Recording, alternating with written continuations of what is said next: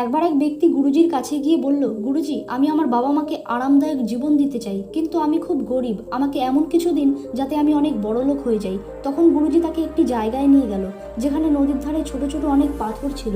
গুরুজি ওই ব্যক্তিকে বলল, এখানে এমন একটি পাথর আছে যেটা যে কোনো জিনিসকে সোনায় পরিণত করে দেবে, কিন্তু তোমাকে এই পাথরগুলোর মধ্যে ওই পাথরটিকে খুঁজে বার করতে হবে। ওই পাথরটি বাকি সব পাথরের থেকে গরম হবে।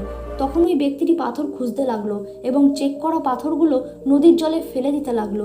এইভাবে চেক করতে করতে 1 মাস কেটে গেল এবং অবশেষে ওই গরম পাথরটি তার হাতে চলে এলো। কিন্তু পাথর তুলে জলে ফেলে দেওয়া তার অভ্যেস হয়ে গিয়েছিল, তাই সে ওই পাথরটাও জলে ফেলে দিল, আর ওই পাথরটি নদীর জলে পড়ে অন্য পাথরের সাথে মিশে গেল। বন্ধুরা, এই গল্পটি থেকে আমরা এই শিক্ষা পাই যে আমাদের জীবনের প্রতিটি সময় ও প্রতিটি মুহূর্তকে ইম্পর্টেন্ট দেওয়া উচিত, না হলে এই মূল্যবান পাথরের মতো মূল্যবান সময়কেও আমরা কোনো একদিন ছুঁড়ে ফেলে দেওয়ার পর আফসোস করব।